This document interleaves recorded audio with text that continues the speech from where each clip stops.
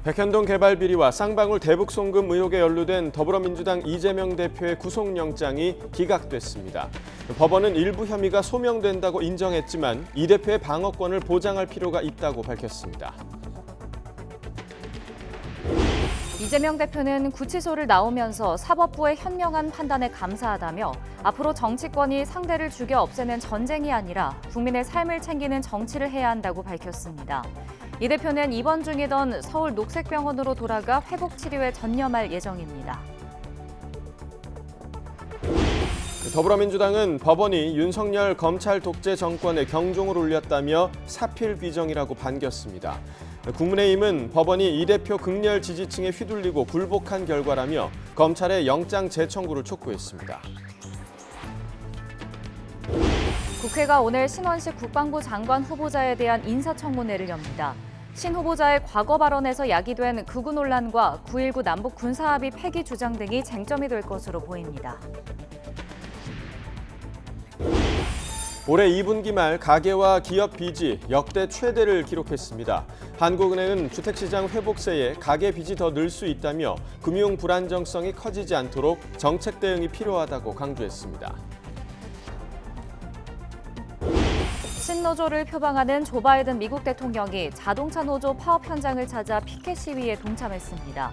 현직 대통령으론 처음인데 최근 여론조사에서 트럼프 전 대통령에게 뒤지는 등 재선 가도에 빨간불이 켜진 상황과 무관하지 않다는 분석입니다. 시청자 여러분 안녕하십니까? 굿모닝 YTN 2부 시작합니다. 백현동 개발 비리와 쌍방울 대북 송금 의혹 등으로 구속 전 피의자 신문을 받은 더불어민주당 이재명 대표가 구속을 면했습니다. 법원은 일부 혐의가 소명된다면서도 증거인멸 염려가 있다고 단정하기 어렵고 방어권을 보장할 필요가 있다며 검찰이 청구한 구속영장을 기각했습니다. 취재기자 연결해서 알아보겠습니다. 김혜린 기자. 네, 사회부입니다. 네, 먼저 이재명 대표 구속영장 기각 사유부터 정리해 주시죠. 네, 이재명 대표의 구속영장은 오늘 새벽 2시 23분쯤 법원에서 기각됐습니다. 영장 심사를 맡은 유창훈 부장판사는 890여 자에 걸쳐 영장 기각 사유를 설명했습니다. 혐의 소명 여부와 증거인멸 염려를 구분해 판단 기준을 밝혔습니다. 우선 이 대표가 검사 사칭 사건에서 자신에게 유리한 증언을 위해 위증 교사를 했다는 혐의는 소명되는 것으로 봤습니다. 백현동 로비스트 김인섭 씨 측근에게 이 대표가 전화해 진술을 요구한 통화 녹취가 주요했던 것으로 보입니다. 하지만 영장 청구의 뼈대인 백현동 사업과 또 쌍방울 대북 송금 의혹의 혐의 소명에 대해선 다툼의 여지가 있다고 봤습니다. 성남도시개발공사가 백현동 사업에서 배제되는 과정에서 이 대표의 관여가 있었다고 볼 수 있는 상당한 의심이 들지만 이 대표 관여를 입증할 직접 증거 자체는 부족하다고 선을 그었습니다. 이 대표의 방어권이 배척될 정도에 이르렀다고 단정할 수 없다는 겁니다. 또 대북 송금 의혹도 이화영 전 경기도 평화부지사 진술 등 현재까지 밝혀진 자료만 보면 이 대표의 인식이나 공모 여부에 다툼의 여지가 있다고 판단했습니다. 결국 현 시점에서 백현동과 대북 송금 의혹에 이 대표가 의심의 여지 없이 관여했다고 보긴 어렵다는 설명입니다. 아울러 이 대표의 구속 여부를 판가름할 거라던 증거인멸 염려 부분에서도 재판부는 검찰과 다른 판단을 내렸습니다. 백현동 의혹과 위증교사 혐의의 경우 지금까지 확보된 인적, 물적 자료에 비춰 이 대표가 증거를 없앨 염려가 있다고 보긴 어렵다고 밝혔습니다. 다만 대북 송금 의혹에서 이화영 전 부지사 진술 번복과 관련해 이 대표 측의 부적절한 개입을 의심할 정황은 있었다고 지적했습니다. 그러나 이 대표가 진술 번복에 직접 개입했다고 단정할 만한 자료가 부족했고 이 전 부지사의 진술 변화 역시 그 신빙성 여부 자체를 판단해야 한다고 설명했습니다. 아울러 이 대표가 현직 정당 대표로서 공적 감시와 비판의 대상인 점도 증거인멸 염려를 단정할 수 없는 사유로 꼽았습니다. 이 같은 내용을 토대로 법원은 이 대표의 방어권 보장이 필요하고 불구속 수사 원칙을 배제할 정도로 구속 필요성을 인정하기 어렵다고 결론 내렸습니다. 네, 이 대표 영장 기각에 대해서 검찰이 매우 유감이다 이렇게 밝혔다고요? 네, 이 대표의 구속영장이 기각되자 검찰은 법원 판단이 앞뒤가 모순됐다고 반발했습니다. 서울중앙지검은 이 대표 영장이 기각된 직후 입장문을 냈는데요. 검찰은 법원이 위증교사 혐의가 소명됐다고 인정하고 백현동 개발 비리에 이 대표 관여가 있었다고 볼 만한 상당한 의심이 있다고 했다는 점에 무게를 뒀습니다. 다만 대북 송금과 관련해 이 대표 개입을 인정한 이화영 전 부지사 진술을 근거로 다툼의 여지가 있다고 판단한 건 납득하기 어렵고 매우 유감이라고 밝혔습니다. 또 위증교사 혐의가 소명됐다는 건 증거인멸을 현실적으로 했다는 거라며 그런데도 주변 인물에 의한 부적절한 개입을 의심한 재판부가 증거인멸 염려가 없다고 하는 게 모순이라고 강하게 반박했습니다. 검찰은 보강 수사를 통해 법과 원칙에 따라 흔들림 없이 실체 진실을 규명해 나가겠다고 덧붙였습니다. 네, 그렇다면 앞으로 검찰 수사 어떻게 진행될까요? 네, 우선 이 대표 혐의부터 간략히 정리하면 성남시장 시절 로비스트 김인섭 씨의 청탁을 받고 백현동 개발 사업에서 인허가 특혜를 제공해 민간업자에게 이익을 몰아주고 성남도시개발공사에는 200억 원어치 손해를 끼친 혐의가 있습니다. 또 2019년 경기지사가 된 뒤에는 자신의 방북 등을 위해 경기도가 북한에 지급해야 할 800만 달러를 쌍방울 그룹이 대신 내도록 했다는 혐의 등도 받고 있습니다. 이와 관련해 이미 백현동 민간업자와 로비스트, 이화영 전 경기도 평화부지사 등 많은 관계자가 재판에 넘겨졌습니다. 하지만 검찰이 최종 결정권자로 규정한 이 대표 신병 확보에 실패하면서 이 대표를 불구속 기소할 가능성이 커졌습니다. 남은 수사도 차질이 불가피합니다. 검찰은 백현동 사건과 관련해 로비스트 김인섭 씨에게 200억 원을 요구받고 이 가운데 절반은 이 대표 측 몫이라는 말을 들었단 민간업자의 진술을 확보해 수사하고 있습니다. 또 김성태 전 쌍방울 그룹 회장에게 쪼개기 후원을 받았다는 의혹과 측근들의 사법 방해 의혹도 여전히 수사 중입니다. 대장동 428억 원 약정설과 정자동 호텔 개발 특혜, 이 대표 부인 김혜경 씨의 법인카드 유용 의혹 수사도 남아 있습니다. 하지만 법원 결정으로 정치, 표적 수사라는 거센 후폭풍에 직면할 것으로 보여 검찰 수사는 당분간 동력을 확보하기 쉽지 않게 됐습니다. 이미 재판에 넘겨진 대장동과 또 성남FC 사건까지 무리한 수사가 아니었느냐는 비판 여론도 커질 수 있어 검찰로선 당분간 운신의 폭이 좁아지게 됐습니다. 지금까지 사회부에서 전해드렸습니다. 네, 이처럼 구속의 위기를 피한 더불어민주당 이재명 대표는 사법부가 인권의 최후의 보루라는 사실을 증명했다며 깊이 감사드린다고 밝혔습니다. 당분간 단식 회복 치료에 집중하면서 정점에 달한 당내 계파 갈등 수습 방안을 고심할 것으로 보입니다. 이 대표가 이번에 있는 병원 현장 연결해 보겠습니다. 이준혁 기자. 네, 서울 면목동 녹색병원입니다. 네, 이재명 대표가 병원으로 되돌아왔죠? 네, 그렇습니다. 이 대표는 조금 전 새벽 4시 50분쯤 병원에 도착했습니다. 이 대표 구속영장 기각 소식을 들은 지지자들이 몇몇 와서 응원하며 맞이했는데요. 이 대표는 앞서 3시 50분쯤 구속영장 기각 결정이 나온 지 1시간 반 만에 서울구치소 정문을 나섰습니다. 지팡이를 짚은 이 대표는 중간중간 조정식 사무총장이나 천준호 비서실장의 부축을 받기도 했는데요.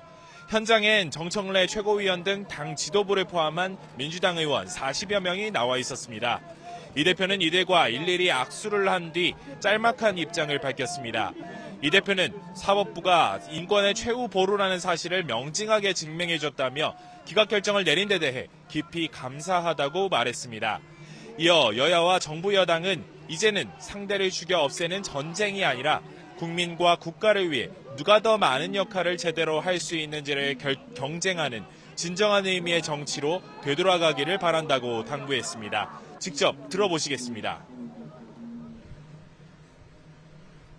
정치가 국민들에게 희망을 주는 이 나라 미래에 도움이 되는 존재가 되기를 정부 여당에도 우리 정치권 모두에도 현장에서 이 대표를 기다리던 지지자들은 이 대표 이름을 연호하며 환영했습니다. 반면 보수 성향 단체 회원들도 모여 이 대표를 비판하는 구호를 외치며 맞불 집회를 열기도 했습니다. 네, 이번 영장 기각에 대한 여야의 입장도 전해주시죠. 네, 우선 더불어민주당은 사필 규정이라며 법원의 결정을 환영했습니다. 권치승 수석 대변인은 논평을 내고 이 법원의 구속영장 기각은 야당 탄압과 정적 제거의 혈안이 된 윤석열 검찰 독재 정권에 경종을 울린 것이라고 지적했습니다. 이어 윤 대통령을 향해 폭정을 멈추고 국민에게 사죄하라고 촉구하면서 그간 이 대표 사법 리스크를 고리로 민주당의 방탄 딱지를 붙여온 국민의힘도 사죄해야 한다고 강조했습니다. 반면 국민의힘은 법원이 이른바 개딸에 굴복했다며 강하게 비판했습니다. 강민국 수석 대변인은 논평에서 법원 판단이 고작 한 정치인을 맹종하는 극렬 지지층에 의해 휘둘린 두고두고 오점으로 격될 결정이라며 과연 법원은 법이 만인 앞에 평등하다고 자신 있게 이야기할 수 있겠느냐고 되물었습니다. 이 대표가 수사 과정에서 각종 지연 작전 등으로 검찰 조사를 방해하고 단식으로 동정 여론을 조성하려 했다고 비판하며 과연 어느 국민이 법원의 판단을 상식적으로 이해하실 수 있는지 묻고 싶다고 지적했습니다. 또 이제 이 대표와 민주당이 마치 자신들이 면죄부라도 받은 양 행세하며 또다시 국민을 기만하는 모습이 우려스럽다면서 검찰은 하루 속히 보강을 통해 다시 영장을 재청구하라고 요구했습니다. 네, 민주당으로서는 이제 당 내분을 수습하는 게 가장 시급할 텐데요. 당 내부 상황 전망도 전해주시죠. 네, 사상 최장 기간인 24일 동안 단식을 이어온 이재명 대표로서는 일단은 공개 일정을 열지 않고 회복 활동에 집중할 예정입니다. 이 대표 측은 이 대표가 당 내분 조기 수습을 위해 최대한 빨리 당무에 복귀할 것이라고 설명했는데요. 이번 구속영장 기각으로 방탄 비판과 함께 사법 리스크 논란은 한풀 꺾이는 분위기이겠지만 이 대표 앞에 펼쳐진 상황이 녹록지만은 않습니다. 본인의 체포동의안 가결 사태로 불거진 당내 계파 갈등을 수습하는 것이 급선무일 텐데요. 체포동의안 가결 사태의 책임을 지고 물러난 박광원 전 원내대표 후임으로 선출된 친명계 홍익표 신임 원내대표와의 호흡도 관심을 끄는 대목입니다. 당내에서는 당분간 이 대표 체제가 공고화되고 앞서 체포동의안에 가결표를 던진 비명계 의원들을 축출하자는 친명계 주장에도 일단은 더 힘이 실릴 것으로 보입니다. 다만 법원이 영장실질심사 결과 위증교사 혐의가 소명되고 백현동 의혹 관련해서도 이 대표 관여가 상당히 의심된다고 밝혀 사법 리스크를 둘러싼 갈등의 불씨는 여전히 남아있다는 분석도 나옵니다. 지금까지 서울 면목동 녹색병원에서 YTN 이준엽입니다. 국회 국방위원회가 오늘 신원식 국방부 장관 후보자에 대한 인사청문회를 개최합니다. 여당은 북한의 핵미사일 위협 등 엄중한 안보 상황을 들어 신 후보자가 국방 분야에서 다양한 경험과 정책 역량을 갖춘 적임자임을 강조할 것으로 보입니다.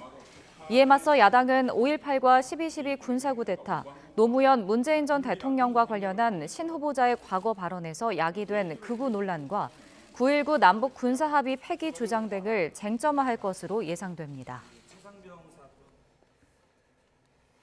네, 어제 10년 만에 펼쳐진 국군의 날 시가행진에서는 괴물 미사일로 불리는 현무의 실물이 처음으로 공개됐습니다.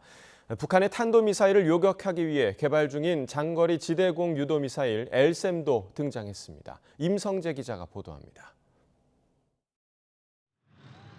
국군의 날을 앞두고 서울 도심에서 열린 시가행진. 가장 눈길을 끈 건 발사관을 실은 오축 10륜의 이동식 발사 차량입니다. 처음 실물이 공개된 고위력 현무미사일입니다.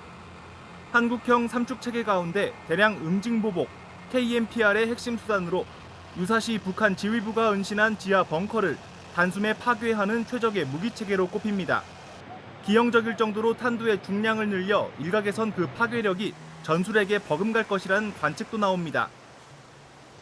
군이 독자 개발 중인 한국형 사드, 장거리 지대공 유도미사일, LSAM도 처음 모습을 드러냈습니다.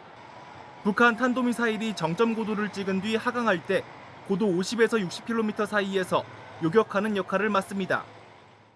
우리 군의 최첨단 전력이 총동원되는 시가행진이 열린 건 지난 2013년 이후 10년 만입니다. 시가행진에선 수출 주력 무기인 천무 다연장 로켓과 K2 전차, K9 자주포와 정찰용 무인기, 무인 잠수정 등도 공개됐습니다. 오늘도 볼 수 있다고 해서 제가 데리고 나왔어요. 아이가 이제 무인기라든지 드론 그런 미사일을 보면서 자기가 아는 것들을 이제 얘기하니까 잘 데리고 왔다라는 생각이 들었습니다. 한국형 초음속 전투기 KF-21을 비롯해 F-35A 스텔스 전투기 등 공중 전력도 참가할 예정이었지만 기상 상황이 좋지 않아 참여하지 못했습니다. YTN 임성재입니다. 윤석열 대통령이 75주년 국군의 날을 기념하는 시가 행진에 참여했습니다. 대통령실은 윤 대통령이 어제 오후 4시부터 서울 숭례문에서 광화문 일대에서 펼쳐진 시가 행진에 참석해 국군의 날 행사를 국민과 함께하는 소통의 장으로 만들었다고 밝혔습니다. 대규모 장비가 동원돼 국군의 날 시가 행진이 진행된 건 지난 2013년 이후 10년 만이고 현직 대통령이 시가 행진에 직접 참여한 건 이번이 처음입니다. 대통령실은 서울 한복판 시가 행진에서 육해공의 통합된 역량을 선보였다며 인천 상륙작전을 성공한 우리 군이 중앙청 건물 옥상에 태극기를 개양하며 서울을 되찾았던 곳에서 국군의 압도적 위용을 과시했다고 설명했습니다. 올해 1분기 주춤했던 가계와 기업의 빚이 2분기에 다시 반등해 역대 최대 규모로 늘었습니다. 한국은행이 어제 발표한 금융안정 보고서를 보면 올해 2분기 말 명목 국내 총생산, GDP 대비 가계 기업 부채를 합한 민간 신용 비율 추정치는 225.7%로 집계됐습니다. 지난해 4분기 225.6%에서 올해 1분기 224.5%로 떨어진 지 한 분기 만에 다시 반등해 역대 최고치를 기록했습니다.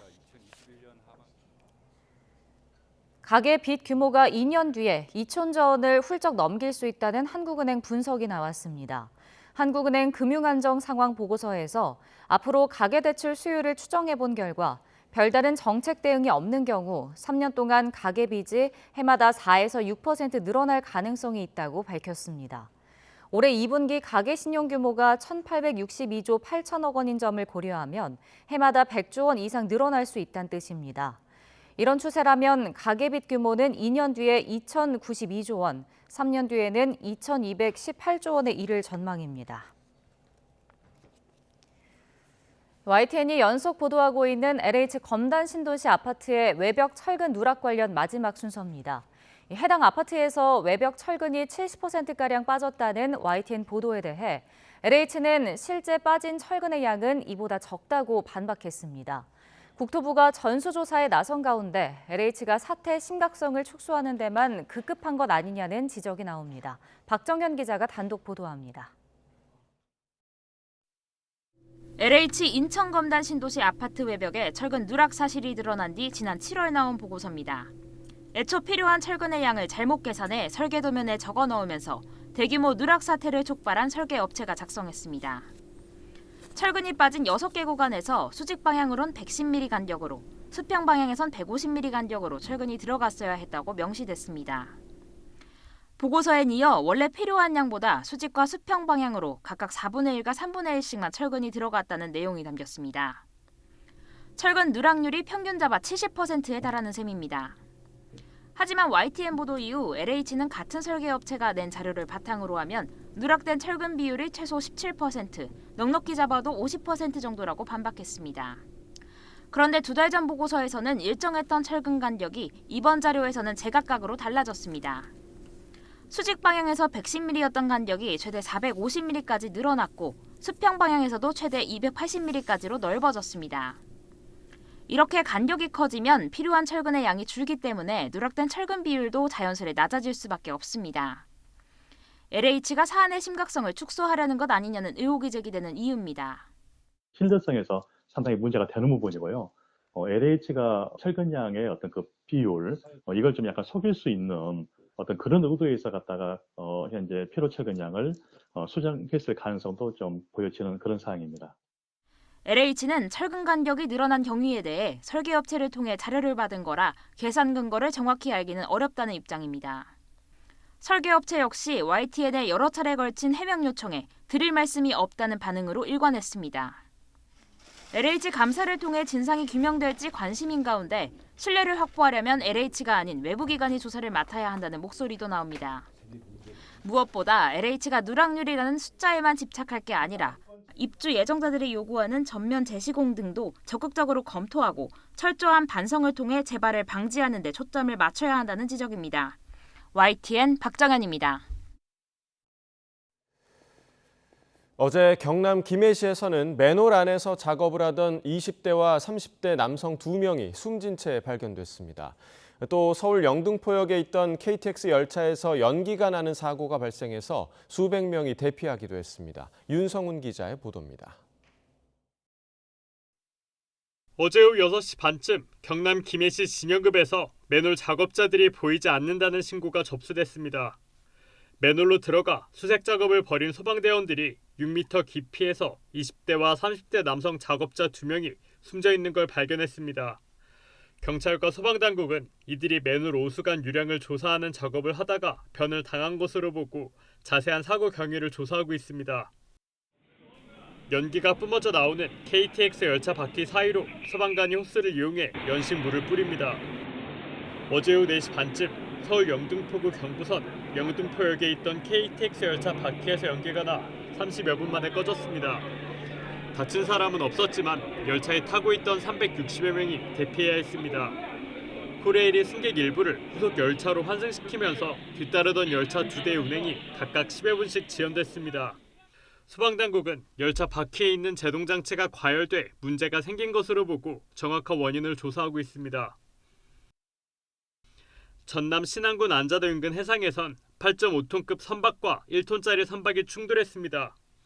충돌 사고에 따른 충격으로 선박에 타고 있던 60대 여성이 다쳐 병원으로 옮겨졌습니다. 경비함정과 연안 구조정, 특수해양 구조대 등을 투입해 사고 현장을 수습한 해경은 구체적인 충돌 경위를 조사하고 있습니다. YTN 윤성훈입니다.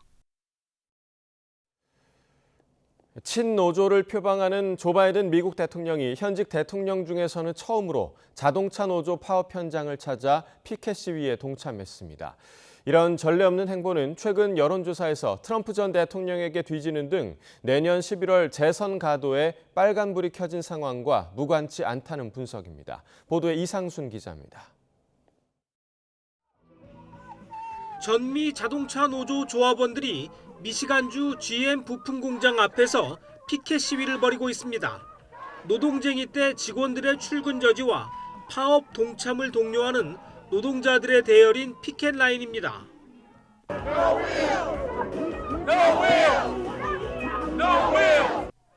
파업 12일째를 맞은 이 피켓 라인에 조 바이든 미국 대통령이 합류했습니다.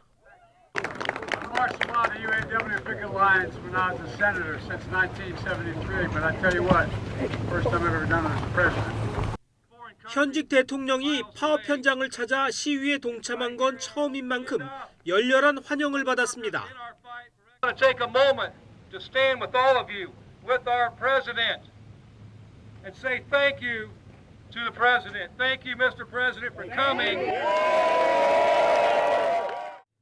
하지만 역대 미국 대통령들은 소송까지 갈 수 있는 노사 분쟁에 재임 중 개입하는 것을 자제했습니다. 열렬한 친노조 대통령으로 평가받는 루즈벨트와 트루먼은 물론 카터 집권기 때도 그랬습니다. 바이든 대통령의 전례 없는 행보는 내년 11월 대통령 선거 때문으로 분석됩니다. 바이든 대통령은 최근 여론조사에서 트럼프 전 대통령에게 뒤지는 등 재선 가도에 빨간불이 켜진 상황입니다.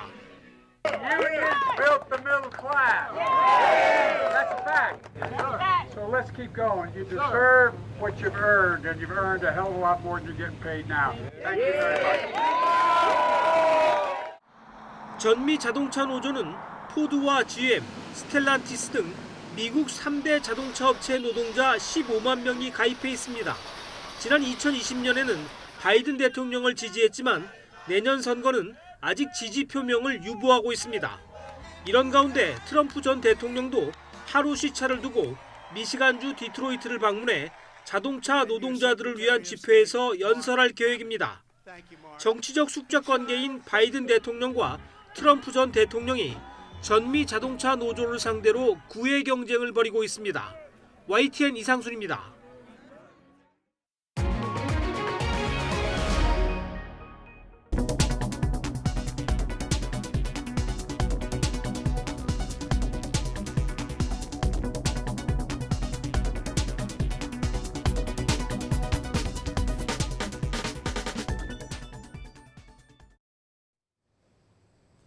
추석 연휴를 하루 앞두고 곳곳에 가을비가 내리고 있습니다.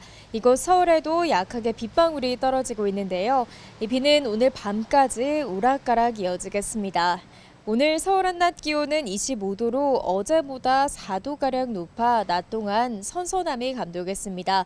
들쑥날쑥한 기온 변화에 감기 걸리지 않도록 건강관리에 신경 써주시기 바랍니다.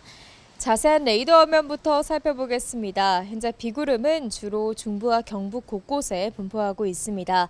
이 비는 오늘 밤이면 대부분 그치겠지만 경기 동부와 영서, 충북 북부는 내일 새벽까지 이어지는 곳이 있겠습니다. 비의 양은 강원 영동과 경북 북부 동해안에 최고 40mm, 그 밖의 지역으로는 5에서 10mm가 되겠습니다. 현재 기온 살펴보겠습니다. 현재 서울 기온 20.1도, 청주 21.5도, 부산은 22.4도를 나타내고 있습니다. 낮 기온은 어제보다 1에서 5도가량 높아 예년 이맘때 수준을 회복하겠습니다. 오늘 서울과 대전의 한낮 기온 25도, 광주 26도, 대구는 27도가 예상됩니다. 이번 추석 연휴 내내 대체로 맑거나 구름만 많은 날씨가 이어지겠습니다. 따라서 추석 당일 구름 사이로 보름달을 볼 수 있겠는데요. 다만 연휴 후반에는 아침 기온이 크게 떨어지겠고 일요일 오후 한때 영동 지방에 비가 내릴 전망입니다. 또 연휴 기간 동안 일교차가 크게 벌어지면서 아침에는 안개가 짙게 끼는 날이 많겠습니다. 귀성길과 귀경길, 교통 안전에도 각별히 유의해 주셔야겠습니다. 지금까지 서울 상암동 야외 스튜디오에서 YTN 윤수빈입니다.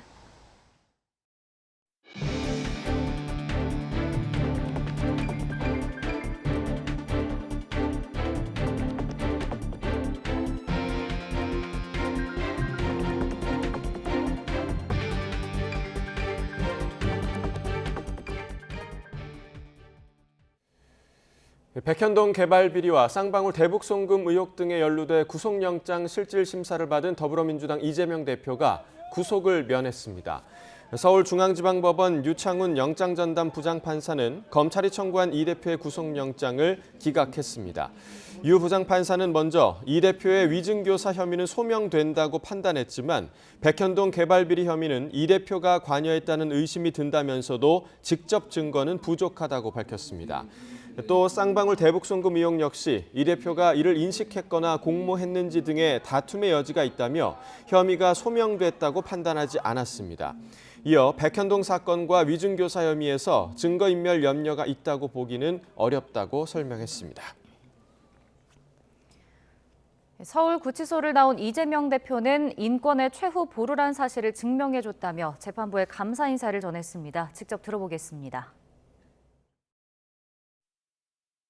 인권의 최후 보루라는 사실을 명징하게 증명해 주신 사법부에 깊은 감사의 말씀을 드립니다. 그리고 정치란 언제나 국민의 삶을 챙기고 국가의 미래를 개척해 나가는 것이라는 사실을 여야, 정부, 여당 모두 잊지 말고 이제는 상대를 죽여 없애는 그런 전쟁이 아니라 국민과 국가를 위해 누가 더 많은 역할을 제대로 할 수 있는지를 경쟁하는 진정한 의미의 정치로 되돌아가기를 바랍니다. 네, 이재명 대표 구속영장 기각에 국민의힘은 결국 법원이 강성 지지층 개딸에 굴복했다고 비판했습니다. 강민국 수석대변인은 오늘 논평을 내고 추상같이 엄중해야 할 법원의 판단이 고작 한 정치인을 맹종하는 극렬 지지층에 휘둘렸다는 점에서 이번 결정은 두고두고 오점으로 기억될 것이라며 이같이 밝혔습니다. 이어 법원은 이제 법은 만인 앞에 평등하다고 자신 있게 이야기할 수 있겠느냐며 검찰은 하루속히 보강 수사를 통해 다시 영장을 재청구해야 한다고 강조했습니다. 더불어민주당은 이재명 대표 구속영장 기각은 사필 규정으로 법원의 현명한 판단을 환영한다고 밝혔습니다. 권칠승 수석 대변인은 오늘 논평에서 법원이 야당 탄압과 정적 제거에 혈안이 된 윤석열 검찰 독재 정권의 경종을 울린 것이라며 이같이 지적했습니다. 그러면서 윤석열 정권과 정치검찰의 무도한 왜곡 조작 수사는 법원의 벽을 넘지 못했다며 이제 이재명 대표를 겨냥한 비열한 검찰권 행사를 멈춰야 할 시간이라고 강조했습니다. 네, 이 대표의 구속영장이 기각된 데 대해 검찰은 매우 유감이라며 날선 반응을 내놨습니다. 검찰은 법원이 이 대표의 위증교사 혐의가 소명됐다고 인정하고 백현동 개발 비리에 관여했다고 의심하면서도 혐의에 다툼의 여지가 있다고 한 판단은 받아들이기 어렵고 매우 유감이라고 밝혔습니다. 이어 위증교사 혐의가 소명됐고 주변인에 의한 부적절한 개입을 의심하면서도 증거인멸 염려가 없다고 본 것은 앞뒤가 모순된 판단이라고 강도 높게 비판했습니다. 자녀 입시 비리 혐의로 징역형을 확정받은 정경심 전 동양대 교수가 오늘 수감됐던 서울구치소에서 가석방으로 풀려납니다. 지난 20일 법무부 가석방 심사위원회가 정 전 교수에 대해 가석방 적격 판정을 내린 데 따른 조치입니다. 정 전 교수는 딸 조민 씨의 동양대 표창장을 위조한 혐의 등으로 기소돼 지난해 1월 대법원에서 징역 4년을 확정받았습니다.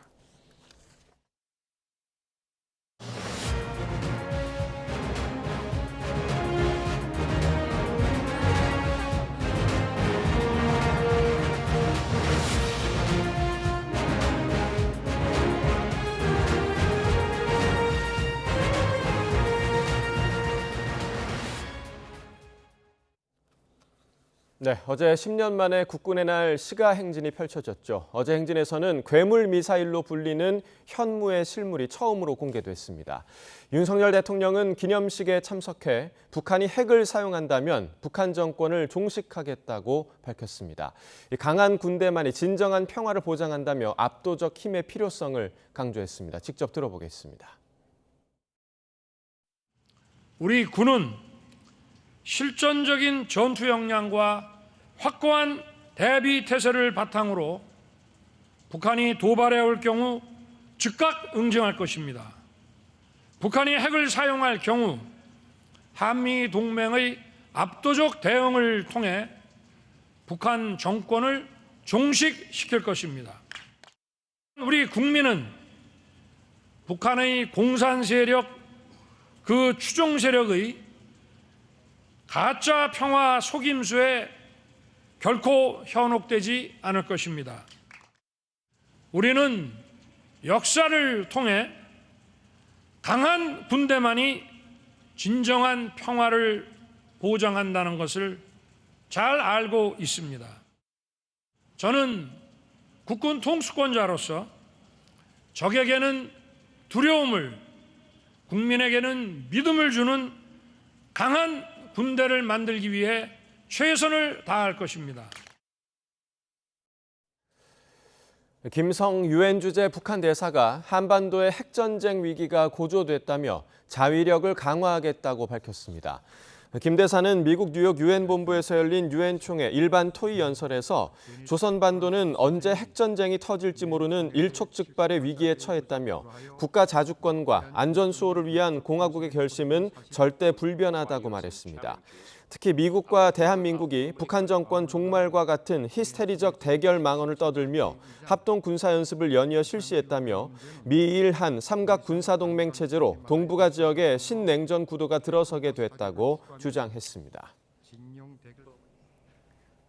LH가 철근 누락이 발견된 인천 검단 신도시 아파트 외벽 보강 공사를 오는 11월까지 완료하겠다는 계획을 세웠습니다.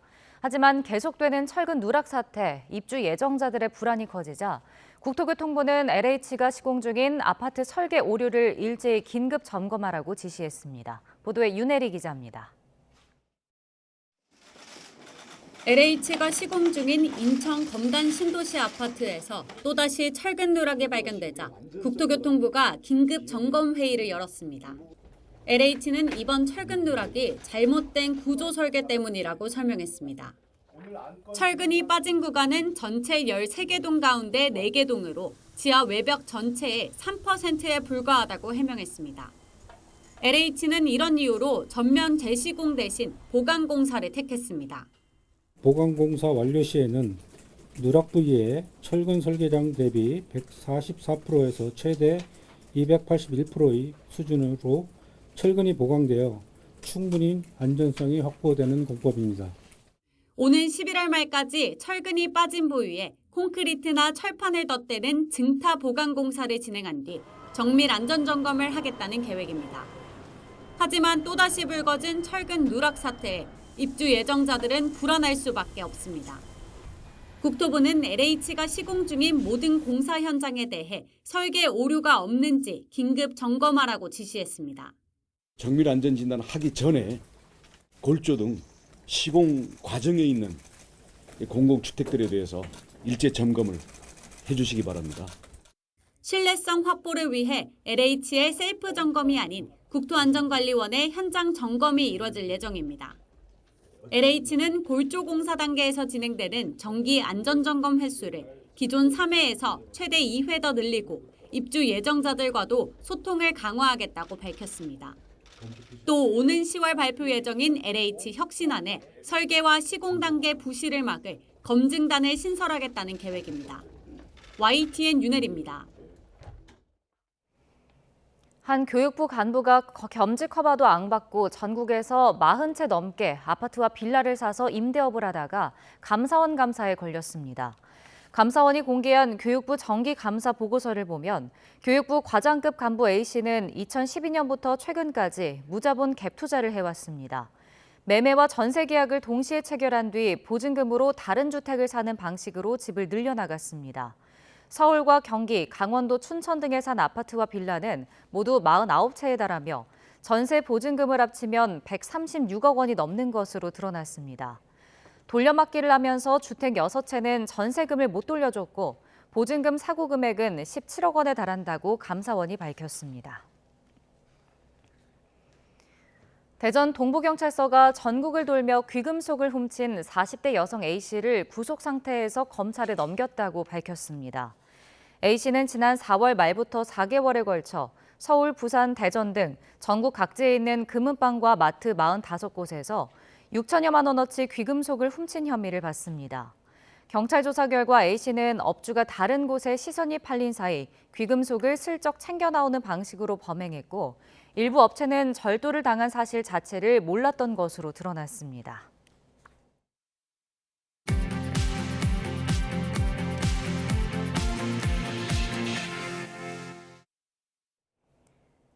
이 시각 세계는입니다. 4년 전 헝가리 부다페스트에서 유람선 침몰로 한국인 25명이 숨지는 참사가 발생했습니다. 사고를 일으킨 가해 선박 선장이 1심에서 징역 5년 6개월형을 선고받았습니다. 김태현 기자의 보도입니다. 2019년 봄 헝가리 다뉴브강에서 발생한 유람선 침몰 참사. 한국인 관광객 25명이 희생됐고 1명은 아직도 실종 상태입니다.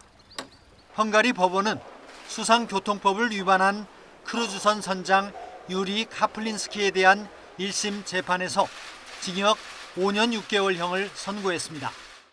A bíróság a vádlottat 5 év 6 hófokházfokozatú szabadságvesztés büntetésre és 6 év vízüjárművezetéstől eltiltásra ítéli. 우크라이나 출신의 카플린스키 선장은 당시 크루즈선 바이킹 시긴호를 운항하다 유람선 허블레아니호를 추돌하는 사고를 일으켰습니다. 당시 크루즈선 선장은 유람선을 추월하려고 하면서도 무선 교신 연락을 제대로 하지 않았습니다. 사고 직후에 유람선이 침몰하는 상황에서도 제때 구조에 나서지 않았습니다. Után valamilyen okból kifolyólag nem is észlelte ezt a hajót, ami az útjában volt. Ezért nem tett eleget azoknak az előírásoknak, amit az előzés vonatkozásában. 카플린스키는 한때 보석으로 풀려나기도 했지만 곧 구속됐고 2019년 10월 재판에 넘겨졌습니다. 선장은 최후 진술에서 사죄의 뜻을 밝혔습니다. 그는 무고한 희생자를 낸 끔찍한 비극에서 한순간도 벗어날 수 없었고 잠도 잘 수 없었다며 평생 이를 안고 살아갈 것이라고 말했습니다. 한국인 유족들이 크루즈선과 유람선 선주사들을 상대로 낸 손해배상 청구 소송은 여전히 진행 중입니다. YTN 김태현입니다. 우크라이나 침공과 전쟁 범죄 논란으로 유엔 인권이사회에서 퇴출당한 러시아가 이사국 복귀를 모색하고 있다고 영국 BBC 방송이 보도했습니다. 보도에 따르면 러시아는 다음 달 10일로 예정된 유엔 인권이사회 이사국 선거를 앞두고 러시아에 투표해달라고 요청하는 성명서를 유엔 회원국들에 돌리고 있습니다.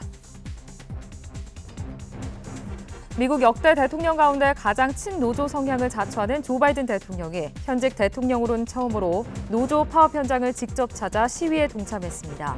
바이든 대통령은 미국 미시간주 웨인 카운티를 방문해 3대 자동차 노조의 파업 현장에서 파업 동참을 독려하는 피켓 라인에 합류하며 파업 지지 의사를 밝혔습니다. 세계 최대 가상화폐 거래소 바이낸스가 경영진 집단 사퇴 등으로 흔들리고 있습니다. 웨시는 돈 세탁과 증권 관련 법률 위반 혐의로 미국 정부의 표적이 된 바이낸스가 위기에 빠졌다고 보도했습니다. 바이낸스와 자오창펑 최고 경영자는 지난 6월 고객들에게 가상화폐 거래량을 속였다는 이유로 미국 증권거래위원회에 피소됐습니다. 아제르바이잔이 장악한 영토 분쟁 지역에서 인종 청소를 우려한 아르메니아계 주민들이 탈출을 이어가고 있는 가운데 연료 탱크까지 터져 적어도 20명이 숨지고 수백 명이 다쳤습니다. AFP 통신 등은 나고르노 카라바흐 중심 도시인 스테파네케르트 외곽의 한 주유소에 휘발유 연료 탱크가 터져 이곳에 몰려있던 탈출 주민 가운데 20명이 숨지고 290명이 다쳤다고 밝혔습니다. 지금까지 이 시각 세계는이었습니다.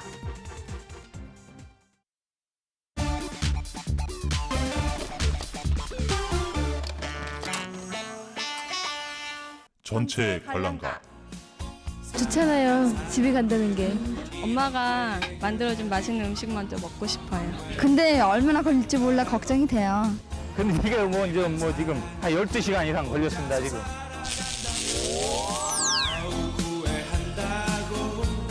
고속버스 터미널과 기차역에는 일찍 고향을 찾는 사람들로 발디딜 틈이 없습니다. 미처 예매를 하지 못한 한 귀성객은 직접 피켓을 만들어 표를 구하기도 했습니다.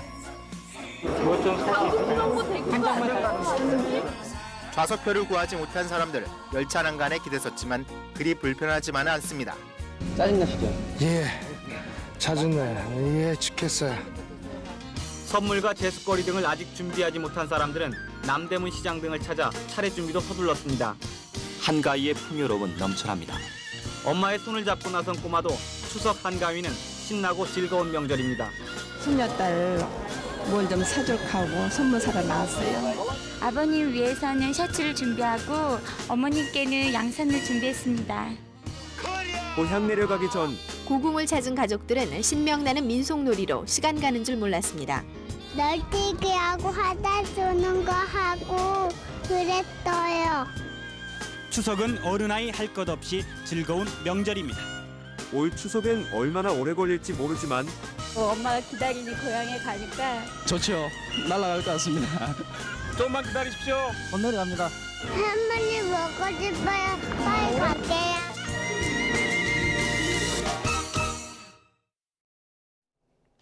오늘 아침 출근길에도 우산 챙겨 나오셔야겠습니다. 곳곳에 가을비가 내리고 있는데요. 현재 레이더 화면을 보시면 비구름이 주로 중부와 경북 곳곳에 산발적으로 분포하고 있습니다. 이 비는 오늘 밤이면 대부분 그치겠지만 경기 동부와 영서, 충북 북부는 내일 새벽까지 이어지는 곳이 있겠습니다.